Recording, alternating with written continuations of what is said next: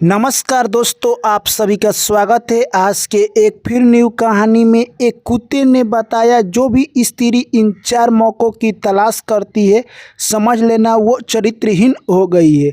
दोस्तों, आखिर वो 4 मौक़े कौन से हैं, आज की कहानी में जानेंगे, इसलिए कहानी को अंत तक जरूर सुनना। चलिए दोस्तों, कहानी को शुरू कर उससे पहले आप लोग चैनल को जरूर सब्सक्राइब कर दे और वीडियो को लाइक कर दे। एक बार की बात है, एक जंगल में एक कुत्ता और बकरी की दोस्ती हो जाती है। उन दोनों के बीच यह सब दोस्ती देखकर जंगल के बहुत सारे जानवर अचंभित रहते थे कि कुत्ता की दोस्ती आखिरकार बकरी से कैसे हो गई है। अगर कुत्ता बकरी की दोस्ती नहीं करता तो हम लोग बकरी को मारकर खा जाते। दोनों को कैसे फुटकाया जा सके। बकरी कभी कभी कुत्ते पर विश्वास भी नहीं करती थी, क्योंकि आसपास के जानवर उसको कुछ कान भरते रहते थे। एक दिन की बात है, बकरी कुत्ते पर गुस्सा आ जाती है और कहती है कि हम लोगों की दोस्ती अब ज़्यादा दिन तक नहीं चलेगी।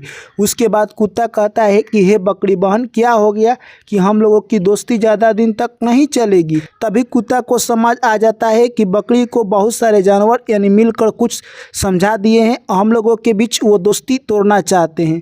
तभी कुत्ता कहता है कि तुम ऐसे नहीं मानोगी, एक छोटा सा कहानी सुनाता हूँ, जब तुम सुन लोगी तब तुम्हें समझ आ जाएगा कि कुछ अपने ही ऐसे लोग होते हैं जो कि हमारे साथ विश्वासघात करते हैं।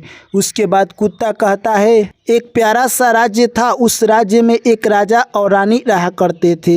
राजा का एक पुत्र था। राजा ने एक बहुत सुंदर भवन बनाने का अपने मन में सोचा और वो कुछ दिनों के बाद उस भवन के काम चालू करवा देते हैं। जैसे ही दोस्तों वो काम चालू होता है, जो भी दीवार जो रहता वो रात में अपने आप बस जाता है, यानी जो भी दिन भर काम होता वो रात्रि को समाप्त हो जाता है। ऐसे ही राजा परेशान हो गए, बहुत सारे ज्योतिष को बुलवाए। उसके बाद पूछे कि आखिर ऐसा क्यों हो रहा है। तभी ज्योतिष ने बताया, यह भवन आपके घर के एक पुत्र का बलि मांग रहा है। अगर आप अपने छोटे लड़के को बलि देते हैं तो ये भवन का निर्माण हो जाएगा। राजा अगले दिन अपने लड़के की बलि देने के लिए तैयार हो जाते हैं। जैसे यह पता उनके राजकुमार को चलती है, वो उदास हो जाता है। उदास हो क्यों ना भाला, जब भी किसी को मौत का पता चलता है तभी उसे पता चलता है कि असली ज़िंदगी क्या होती है। वो राजकुमार उदास होने लगा और जाकर अपनी मम्मी से सारी बात बता देता है।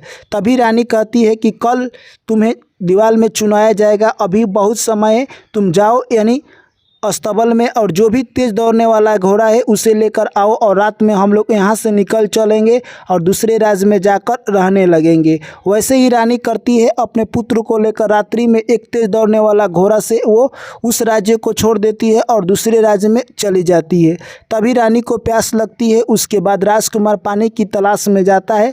तभी देखता है कि वहाँ बहुत सारा हड्डी बिखरा हुआ था और वहाँ पर पानी भी था। जैसे ही वो पानी पीने वाला था तभी हड्डियों में से आवाज़ आता है कि यहाँ पर जो भी कोई व्यक्ति आता है जिंदा बचकर नहीं जाता है। इस राज्य को एक बनमानुस रहता है जो कि इस राज्य के सभी व्यक्तियों को मार दिया है और तुम्हें भी मार देगा। अब तुम यहाँ से जिंदा बचकर नहीं जाओगे। अगर तुम जिंदा बचकर जाना चाहते हो तो यहाँ से जल्दी से निकल जाओ। तभी राजकुमार यह सब सुनकर घबराने लगता है और कहता है कि मैं पानी ले लेता हूँ, उसके बाद ही जाऊँगा। और पानी लेकर जैसे ही वो चलने ही वाला था तब तक वो बनमानुस आ जाता है और राजकुमार को कहता है कि मैं तुम्हें मारकर खाऊंगा। दोस्तों, उसके बाद राजकुमार बहुत पढ़ा लिखा था और उसके पास बहुत सारा अस्त्र का विद्या था। वो ऐसा धनुष चलाता है जिससे कि वो बनमानुस मूर्छित हो जाता है और वहाँ से राजकुमार सीधे अपने मम्मी के पास जाता है और जाकर रानी से कहता है कि हे माता, मैंने इस राज्य में जो एक बनमानुस रहता था जो कि सभी लोगों को मारा था, उसको मैंने मार दिया और यह राज्य अब कुशल बन जाएगा। आने वाले दिन में इस राज्य में लोग बसने लगेंगे। तभी वो रानी सोचती है कि हम लोगों को इसी राज्य में रहना चाहिए और इस राज्य को बसाना चाहिए। राजकुमार और रानी के प्रयास से दोस्तों कहे तो कुछ दिनों में उस राज्य का विकास हो जाता है और उस राज्य में बहुत सारे लोग आकर बसने लगते हैं और वहाँ का वो रानी और राजकुमार बन जाते हैं। ऐसे ही वो अपना ज़िंदगी व्यतीत कर रहे थे। तभी एक दिन का बात है, जो बनमानुस मूर्छित पड़ा हुआ था, रानी का नज़र उसी पर पड़ जाता है। रानी नहीं जानती थी कि वो बनमानुस था, क्योंकि वो रूप बदलता रहता था। दोस्तों, रानी से वो कहता है कि आप मुझको हेल्प कीजिए, क्योंकि मैं इस महल का रक्षा कर रहा था और यहाँ पर जो यानी राक्षस रह रहा था उसने मुझे मार दिया है।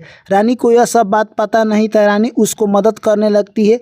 वो राक्षस कहता है कि आप मुझे कुछ दिनों तक 5 केजी घी पिलाते रहिए। और वो रानी ऐसे ही करती रही। कुछ दिनों में उस राक्षस की घाव भर जाती है और राक्षस कहे तो पूर्ण रूप से ठीक हो जाता है और उसके बाद रानी से मिलने लगता है। वो राक्षस अपना भेष बदल सकता था। दोस्तों ऐसे ही अब रानी और उस राक्षस का मिलन होने लगा। रानी जानती थी कि ये तो राज दरबार को यानी कहे तो सुरक्षा करता है, ये हमारे राज दरबार को भी सुरक्षा करेगा। परंतु रानी को ये नहीं पता था कि राजकुमार जिस राक्षस को मारे थे यही है और इस राज्य का विनाश इसी ने किया है। अब वो रानी कहे तो प्यार के अंधे हो गई थी और उस राक्षस से प्यार करने लगी। दोनों राजमहल में एक दूसरे से मिलने लगे। दोस्तों यह सब बात राजकुमार को पता नहीं था क्योंकि वो अपने राज दरबार के कामों में व्यस्त रहा करता था। तभी वो राक्षस कहता है कि तुम्हारा पुत्र यानी जो राजकुमार है वो हम लोगों के बीचों में आ रहा है, अगर इसे हम लोग रास्ता से हटा दे तो हमारा अच्छा काम बन जाएगा। तभी वो रानी कहती है कि तुम ठीक कर रहे हो। उसके बाद रानी एक दिन नाटक करने लगती है और कहती है कि मेरे आंखों में काफ़ी तेज़ी से दर्द होने लगा। तभी राजकुमार आता है और कहता है कि हे माताश्री आपके आंखों में क्या हो गया है। तभी वो कहती है तेरे पिता होते तो वो शेरनी का दूध लाकर मेरे आंखों में लगाते जिससे कि मेरा आंख ठीक हो जाता। तभी दोस्तों वो राजकुमार कहता है कि मैं शेरनी का दूध लेकर आऊँगा और वो अगले दिन जंगल में निकल जाता है।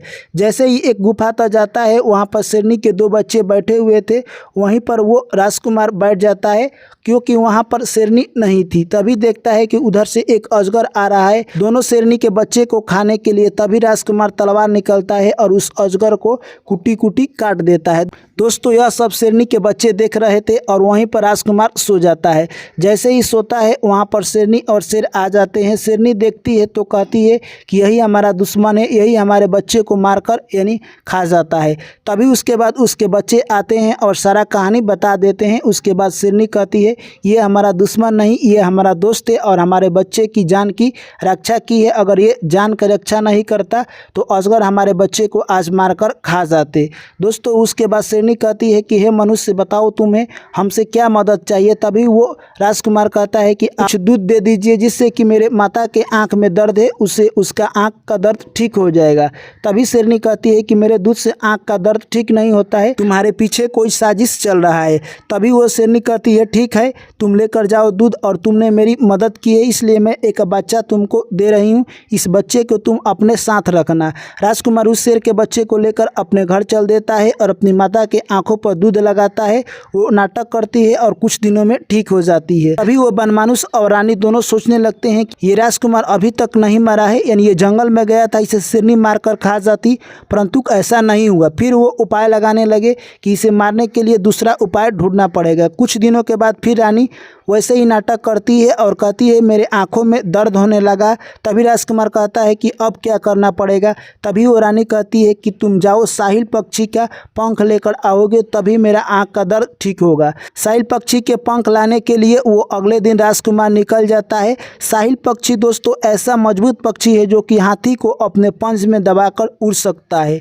जैसे ही उसके घोंसले के पास जाता है तो उसके बच्चे 2 बैठे हुए थे। तभी देखता है कि उधर से एक शेर उनके बच्चे पर आक्रमण करने वाला था। उतने ही देर में राजकुमार तलवार निकालता है और उस शेर को मार देता है और अपने पास एक शेर का जो बच्चा था उसको भी लेकर गया था। तभी साहिल पक्षी वहां पर आता है और देखता है कि यही व्यक्ति है जो कि मेरे बच्चे को मारकर खा जाता है। तभी उसके बच्चे सारा कहानी बता देते हैं। तभी साहिल कहता है कि हे मनुष्य बताओ तुम्हें क्या चाहिए। तभी राजकुमार कहता है कि एक पंख चाहिए, मेरी माँ के आंखों में दर्द है जिससे कि वो जिसे हवा हाँकेगी तो मेरी माँ के आंखों का दर्द समाप्त हो जाएगा। तभी वो साहिल पक्षी कहता है कि आपके साथ कोई चाल चल रहा है, मेरे पंख हाँकने से किसी के आंख के दर्द ठीक नहीं होते, परंतु तुम ये पंख लेकर जाओ और एक मेरे बच्चे को भी लेकर जाओ क्योंकि मेरा बच्चा तुम्हारा ज़रूर साथ देगा।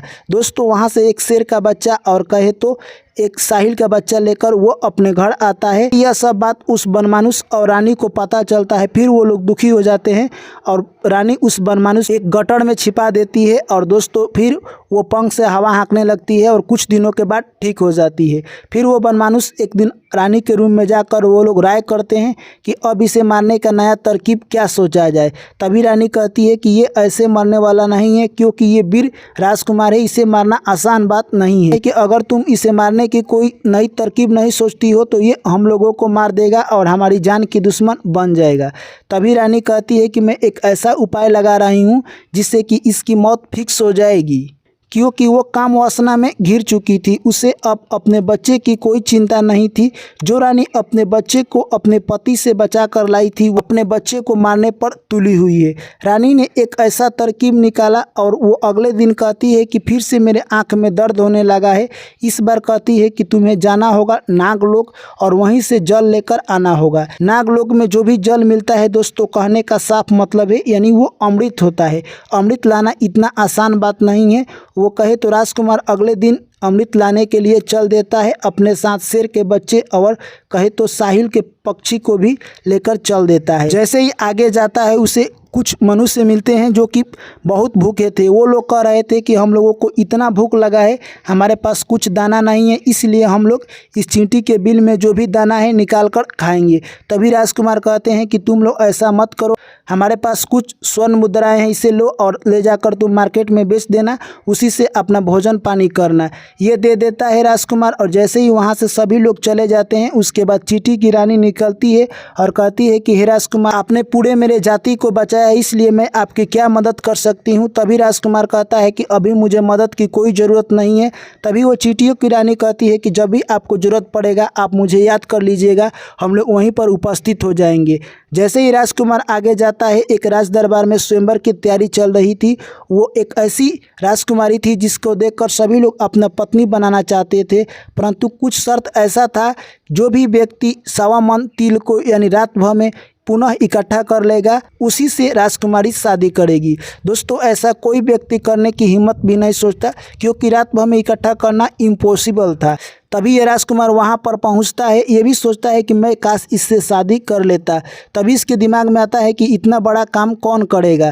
तभी शेर का बच्चा कहता है कि चींटी ने बताया था कि जब भी आपको हेल्प की ज़रूरत पड़े तो आप मुझे याद कर लेना, आप चींटी को बुला लीजिए। उसके बाद चींटी को राजकुमार बुला लेता है। चींटी कहती है कि मैं आपका काम ये घंटों में कर सकती हूँ। उसके बाद राजकुमार सीधे राजा के पास जाता है और उनके शर्त को चैलेंज करता है और अगले दिन वो 1.25 मन तिल बीनकर राजा को दे देता है। यह सब देखकर राजा काफ़ी खुश होते हैं और अपनी बिटिया से राजकुमार की शादी हो जाता है। उसके बाद जो भी बात था वो राजकुमार राजा को बता देता है और कहता है कि तुम यहीं पर रहो, मैं नागद्वीप जा रहा हूँ, वहाँ से जल लेकर आऊँगा और अपने मम्मी को दे दूँगा। जैसे ही मेरी मम्मी ठीक हो जाएगी तो मैं तुमको लेकर अपने घर चलूँगा। दोस्तों, उसकी पत्नी कहती है कि आप नागद्वीप जा रहे हैं तो इस शेर के बच्चे को यहीं पर रख दीजिए और आप साहिवाल पक्षी के पंख पर बैठ जाइए और इसी के साथ जाइए और अपना तलवार चलाते रहिएगा, क्योंकि वहाँ पर इतने सर्प है कि वो आपको डसने के लिए बेकाबू हुए हैं, मौका मिलते ही आपको डस सकते हैं। और आप एक ऐसा बर्तन ले लीजिए जिससे में उसमें कुछ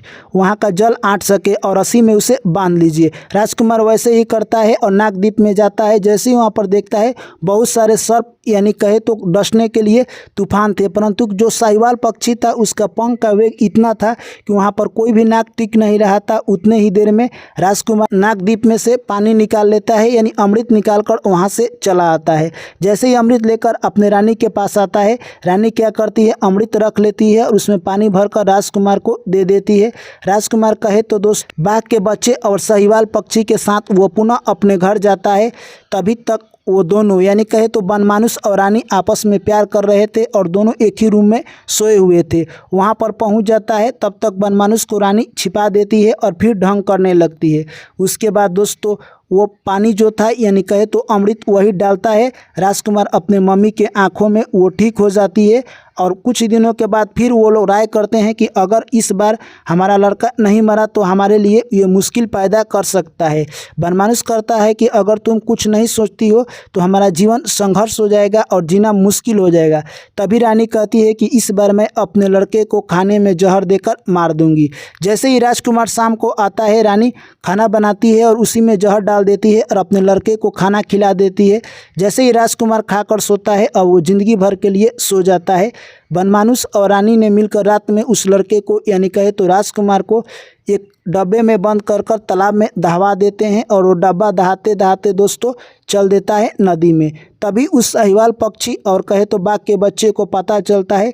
वो दोनों उसका पीछा करने लगते हैं। बाघ के बच्चा किनारे पर और साहिवाल पक्षी नदी में उड़ रहा था। तभी वो जो कि राजकुमारी थी, जो कि राजकुमार के साथ शादी की थी, वो स्नान कर रही थी। जैसे ही उस पक्षी और बाघ के बच्चे को देखती है, वो सोचने लगती है कि ये तो मेरे पति के साथ आए हैं, आखिर ये नदी में किसका पीछे कर रहे हैं। तभी वो पूछती है, परंतु इशारा समझ नहीं आता है। उसके बाद रानी अपने नौकरों को बुलाकर उस बक्से को निकलवाती है और बक्से में जैसे ही अपने पति को देखती है, उसका होश उड़ जाता है। अपने पति को वो घर ले जाती है और जो भी अमृत था वो अमृत उसके मुंह में डाल देती है। धीरे धीरे कुछ देर के बाद विष समाप्त हो जाता है और कहे तो राजकुमार जिंदा हो जाता है। जैसे ही राजकुमार उठता है तो बोलता है कि मैं अपने माँ के कक्ष में था, यहाँ कैसे। तभी वो रानी सारा कहानी सुना देती है। उसके बाद भी राजकुमार को विश्वास नहीं होता है अपनी माँ पर। उसके बाद वो शेर का बच्चा और साहिवाल पक्षी भी सारा कहानी बताते हैं। तब राजकुमार को विश्वास आता है और वहां से वो सीधे अपने राज दरबार में आता है। इधर कहे तो दोस्तों रानी और राक्षस यानी काम वासना में एक दूसरे में लीन थे। तब तक यह सब सीन दोस्तों यानी कहे तो वो राजकुमार देख लेता है। तभी उसे पता चल जाता है कि मेरी माँ आखिर मुझे क्यों मारना चाहती थी। राजकुमार ने एक तलवार निकाला और उस राक्षस का सर धड़ से अलग कर दिया और अपने माँ को भी मार दिया। तो दोस्तों इस कहानी से हमें क्या सीख मिलती है कि जब भी कोई इंसान यानी कहे तो काम वासना में भूत हो जाता है तो वो किसी को भी नहीं चिंता है, चाहे उसका सगा अपना पुत्र क्यों ना हो। जिस तरह से रानी ने अपने ही पुत्र को जहर देकर मारने का प्लान बनाया और अपने पति से अपने पुत्र को बचाने का प्लान बनाया।